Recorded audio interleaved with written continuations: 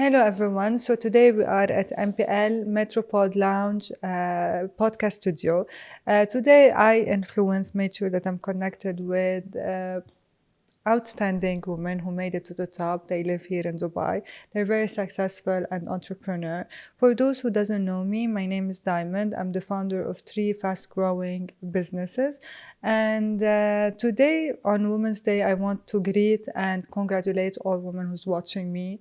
I want to tell you that you're doing great. Being a woman is not easy. However, we're lucky and blessed that we live in a world that has equal opportunities for all genders. Just stay focused and believe that there is nothing impossible for a woman to achieve. Today, I want to welcome Kiara and Mais. Kiara, please. Thank you. Hi, Diamond. Thank you for having me here. Welcome. It's a pleasure to be here together. And yeah, I'm half Italian, half Austrian. I live here in Dubai. It's been over 6 years now.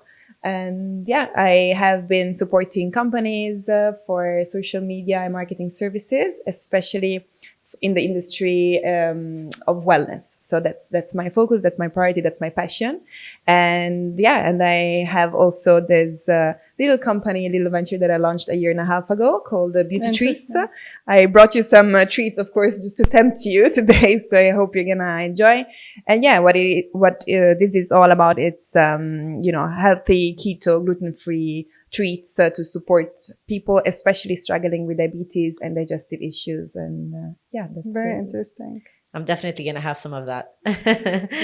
So my name is Mais Mohammed, and I'm a master life coach, a TV presenter, and also the founder of my wellness company, Disconnect. And in a nutshell, this is what I do. Born and raised in Dubai. So Dubai is home, and originally from Iraq. Everything that I do is under the umbrella of wellness. So I do have my podcast, which is also related to wellness. Everything that I present on TV is related to coaching and wellness. And Disconnect is all about a space where people can come and disconnect from the fast life. Can you, Kiara, tell us a little bit, how was it when you first came here to Dubai? Yeah. What the challenges you faced? How did you make it? Yes. So I actually didn't even really plan of moving here first. I actually came here on holiday, for 10 days, and just wanted to figure out how the city was. There were still a lot of rumors back in Italy over 7 years ago. There was not even that much of a knowledge about how the city was back then. I was like, okay, where are you going? On holiday, Dubai, the desert, and you're sleeping with camels. There was a kind of knowledge back then of how Dubai was. And that was the first year that I actually opened up the direct flight connection with Emirates, with Bologna and Dubai. So I was like, okay, let me go. Came here for 10 days on a holiday, but I wanted to see a bit how the wellness industry was, because that was already my interest, and my background is also in nutrition and fitness. So I found immediately a job offer. And that was what made me say, you know what? And that was November 2017. And then 2018, I said, okay, let me just move. Went back to Italy. And then I decided to make my move here because I just loved the city so much. Felt a great energy. And for me, it was actually very easy since the beginning to connect with people. So no matter, my maybe not really English native language, or I think exactly because of that, here in Dubai, having this multitude of cultures, nationalities, and languages is what made me feel at home, even if I was not at home. So yeah, that was interesting. And for Mais, I know that you were raised and born here in Dubai. So basically, you didn't choose the country. Yeah, you didn't choose UAE as your hometown, as the majority of people who live here. So can you tell me why do you still choose Dubai every day? Yes, definitely. So it's still a choice because I'm an adult now, so I can choose to leave, but I chose to stay. And it's definitely home, and I would not change that. I would choose UAE every day. I absolutely love it. Every year and every decade of it, from back in the 80s and the 90s and even the millennial years, it was beautiful to grow with UAE. I was born in Sharjah, had my childhood there, Slowly went into Dubai when Dubai only had, I mean, the downtown of Dubai was Riqqa and Muraqqabat. And that was like the downtown of Dubai, you know? Wow. And it was beautiful when we had those days. We'd go down and it was like the Champs-Élysées of the 90s or the year 2000. And then that developed into growing. And so I grew with the country. And I didn't feel the, like, oh my God, it's going too fast. No, I felt like it was, we're growing together. And I felt like it was exciting because I don't want to call it a tourist, but because every day something new is happening or something new is opening, a new street, a new area. So I never got bored. It was always fun.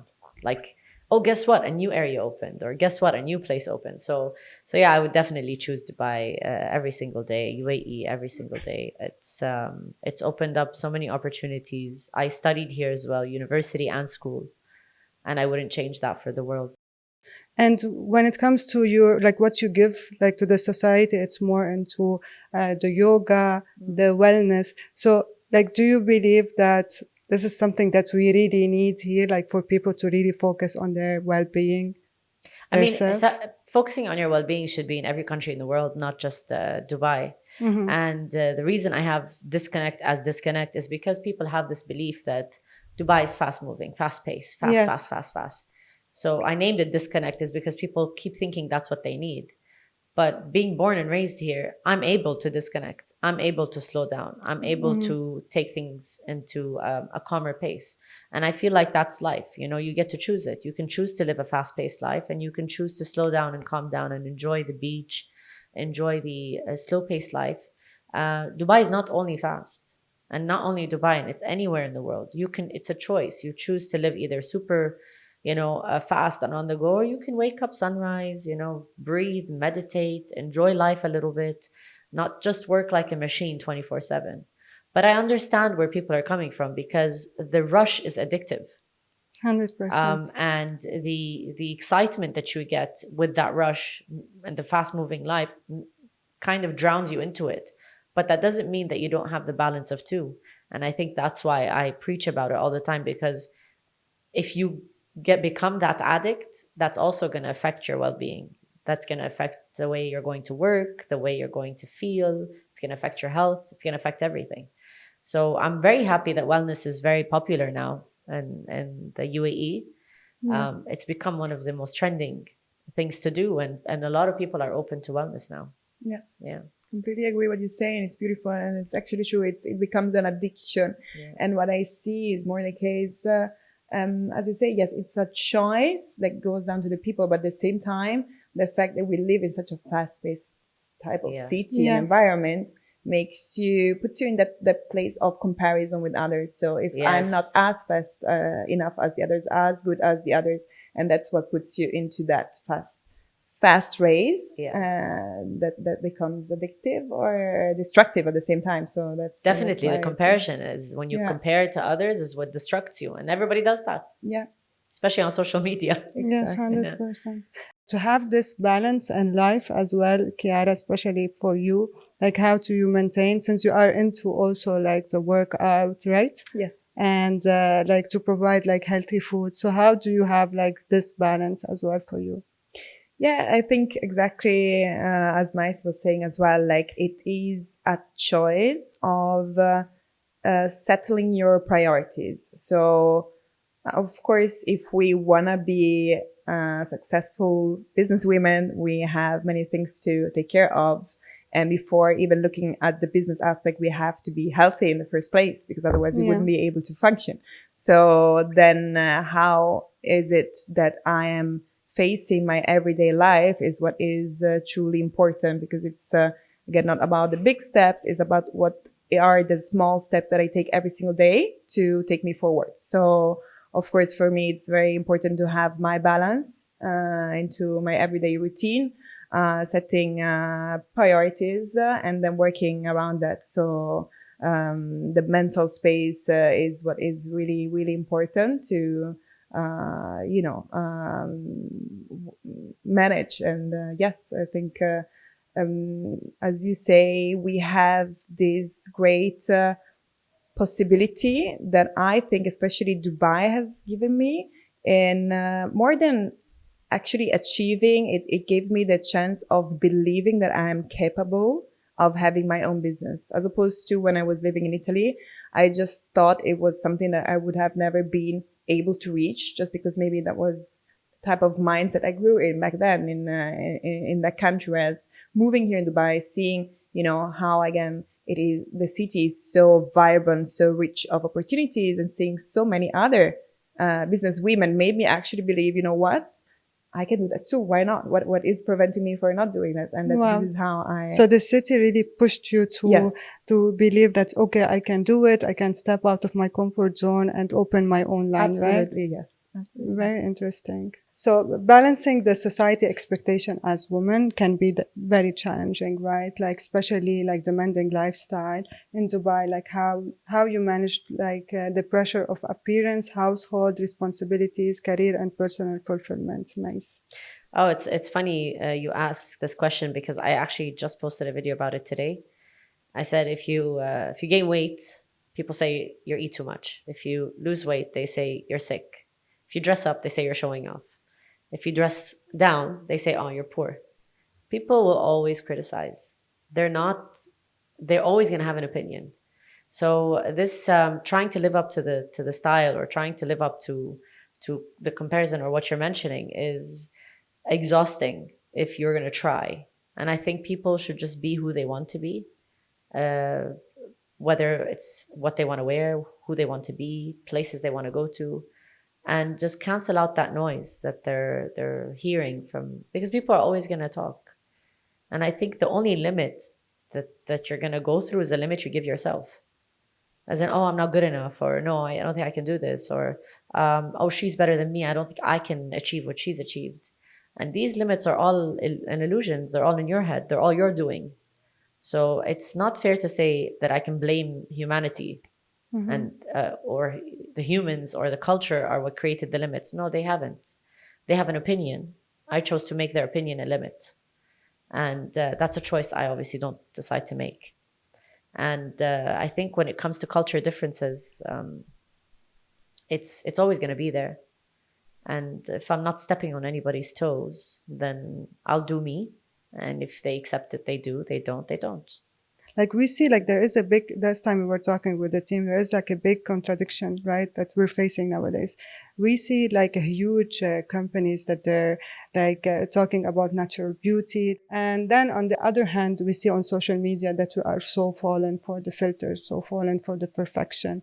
So like, do you feel that you are more confused than before when there was like standards for beauty, or like how you're coping with this? Yeah, I think there will always be confusion in this. Like, no matter like how society is changing, we just have different models that from generation to the generation we will kind of want to or have to somehow adjust to, because maybe a generation ago it was that skinny model looking type, and then now it's all about how my face is looking and different how many shapes. filters I apply. Exactly.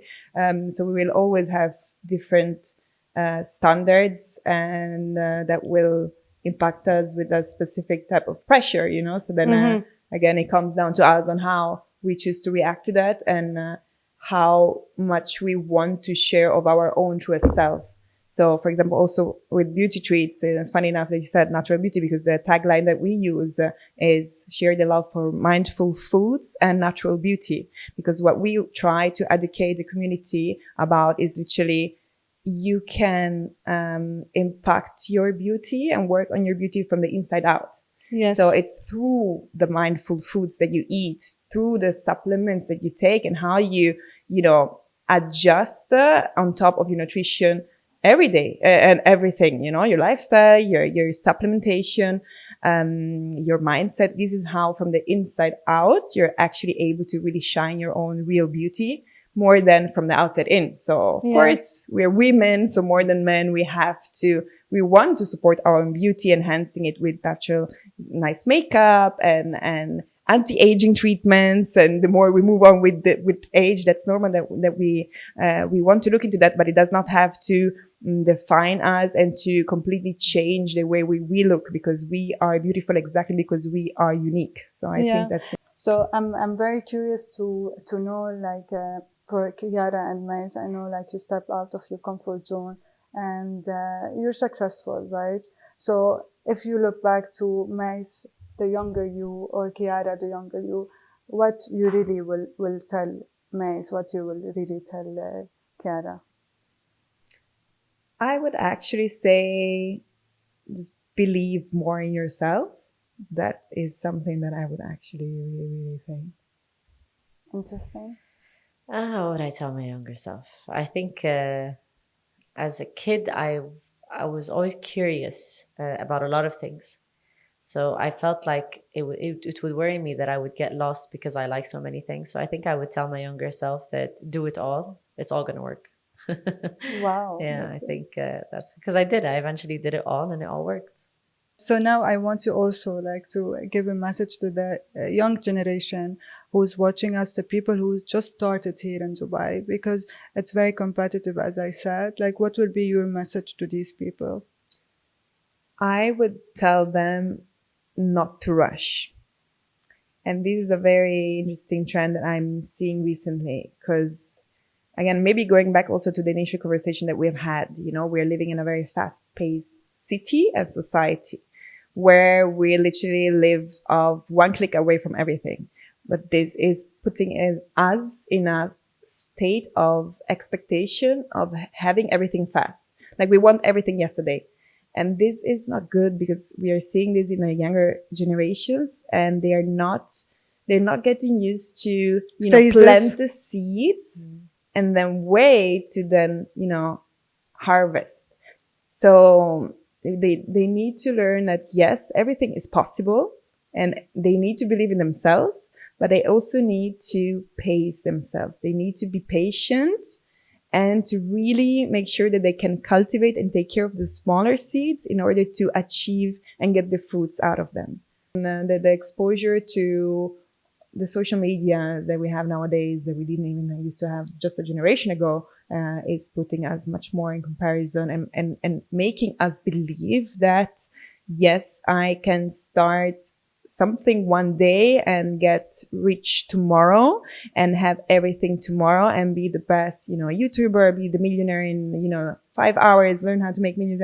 Like, you see all these things, and you literally hear 8-year-old boys saying that, this is what I want to do.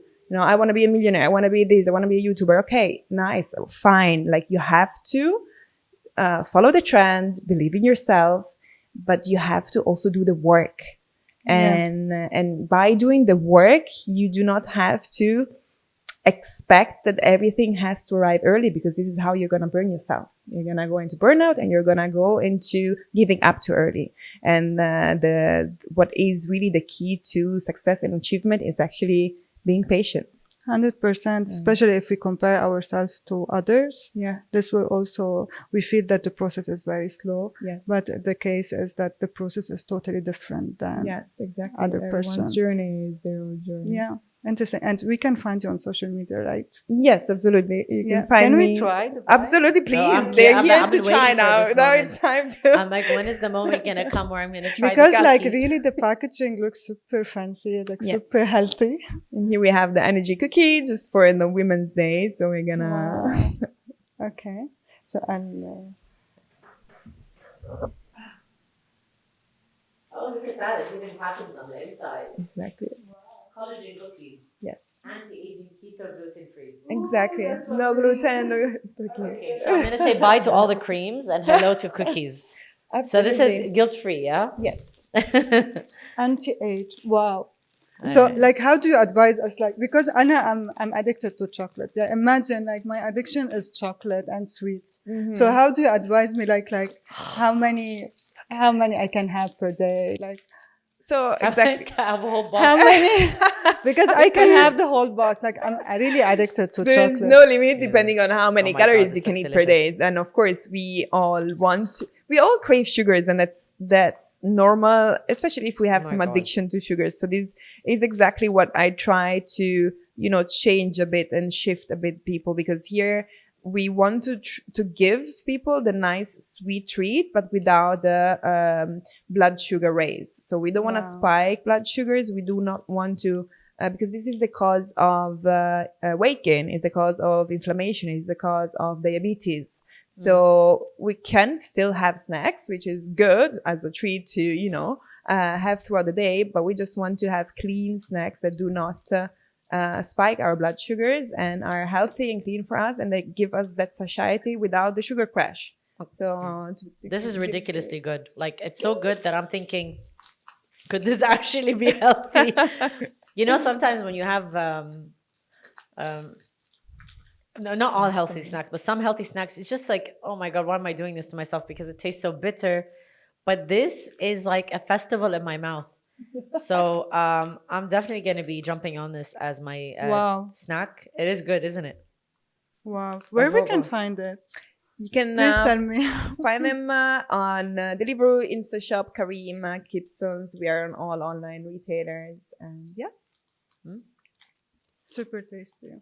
Okay, and Mais, going to you. I mean, Chiara, you put up a very important point, which is patience. And I think that's also the main key, actually, is that people are impatient, especially the new generation. And I get it. I mean, their attention span is 3 seconds on a video. So Yeah. obviously they're impatient, and patience is key. I think what I could say is that the biggest competitor is yourself, not others, not other YouTubers, not other businesses. You are your biggest competitor. If you ask yourself the right questions, how can I become even better? How can I become even more productive? How can I create even better ideas? What would I want if this was somebody else's business? Like, do I want to consume this? If I see this video, do I want to watch it, or would I skip it? So you are your biggest competitor. Your constructive criticism towards yourself, constructive, not criticism as in you're being harsh on yourself. That's what's going to make you a better person every day. Looking at yourself as a third person and observing how you can become better, and not giving up, trying and not working, and trying and not getting followers, and trying, and it doesn't mean that that's it, it's the end of the world, and giving up. And I'm sure even creating this, it didn't happen up from the first try. I'm sure you put in hours and trial and error until you got it just right. And just right, I'm assuming is that when you tasted it and you said it's just right. And that's your biggest competitor. It's when you are going to accept yourself and say, this is exactly what I want to do. And I think there's a lot of advice out there, but this is the one that I can think of at the top of my head is keep going, keep trying. Trial and error doesn't mean failure. It just means it's just another way closer to the right way. And it doesn't matter how many followers you have. I think people are very focused on that these days, on a number on a screen.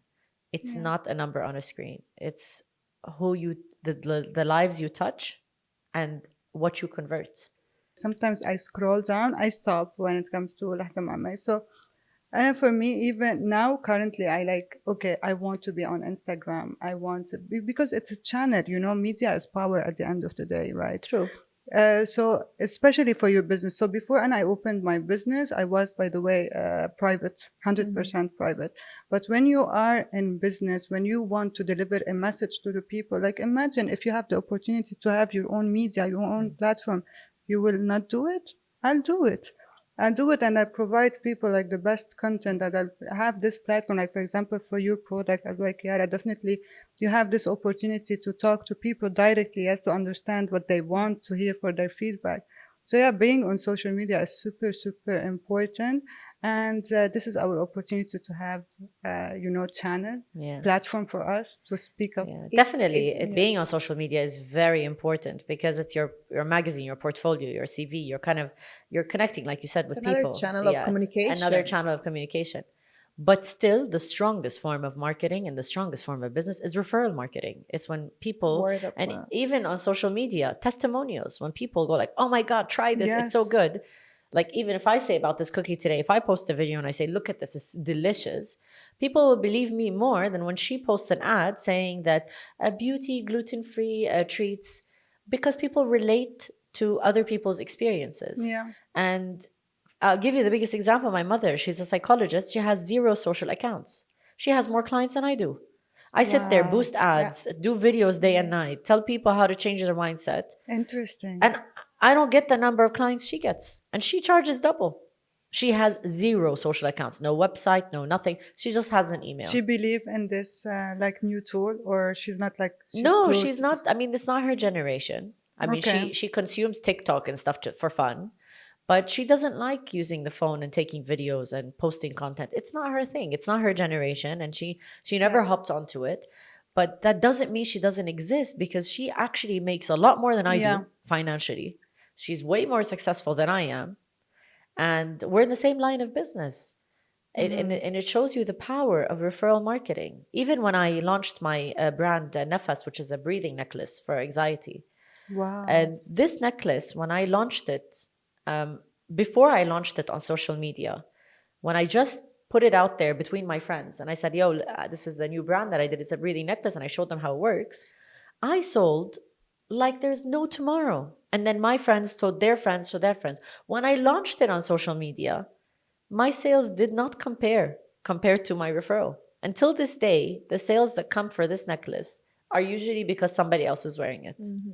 Wow. And that shows you the power of true influence, not being categorized as an influencer. So if you have 200,000 followers or 500,000 or even 10,000 followers, and they don't care what you're saying, and you're not really touching their lives, you're not an influencer. So I feel like after 2020, after the COVID, people are more introvert and on social media, Yeah, true. right? Yeah. True. Thank you for joining me. And Thank you so much thank for you for having giving us. me this opportunity. And yeah, anything to add? Well, I'd say Happy Women's Day. Happy Women's Yes, Day. happy Women's Happy Day. Women's Day. And I wish you more success. Yes. And thank you for really providing all the knowledge and being very generous and giving out to the society. And I believe we will need more people like you. Thank you so much. Thank you. And I think it's great. Women should, I mean, this is beautiful because it's women supporting women. And I think this is something very important that women these days need to support each other.